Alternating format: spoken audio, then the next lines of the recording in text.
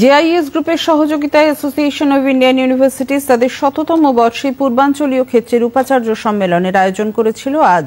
প্রায় ৯০টির বেশি বিশ্ববিদ্যালয়ের উপাচার্য সহ উপাচার্যরা এই সম্মেলনে যোগ দেন।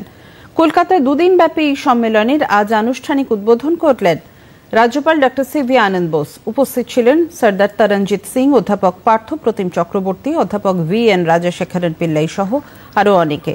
রাজ্যপাল বলেন, উপাচার্যদের সুচিন্তিত মতামত যথাযোগ্য সম্মানের সঙ্গে বিবেচিত হয়ে থাকে।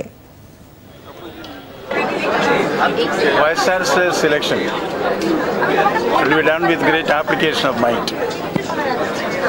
We are clearing the cases of Vice Chancellors after due diligence.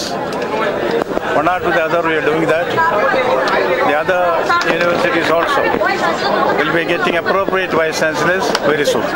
Listening to the views of various sections of students, teachers, Vice Chancellors and government. Then only I'll take a view in the matter. এই যে অর্গানাইজেশনটা আছে AIU 100 year old আছে, এদের অনেক experience আছে, অভিজ্ঞতা আছে। এরা যে আজকে সব ইসিকে নিয়ে মানে এদের যে কনফারেন্সটা চলছে, দুদিন চলবে, এদের আউটপুট যে বেরোবে, এটা আমাদের ওয়েস্ট বেঙ্গল প্লাস আমাদের দেশে মানে ভালো মানে আরও এডুকেশনটা ভালো করে যেন প্রোগ্রেস নেওয়া হচ্ছে।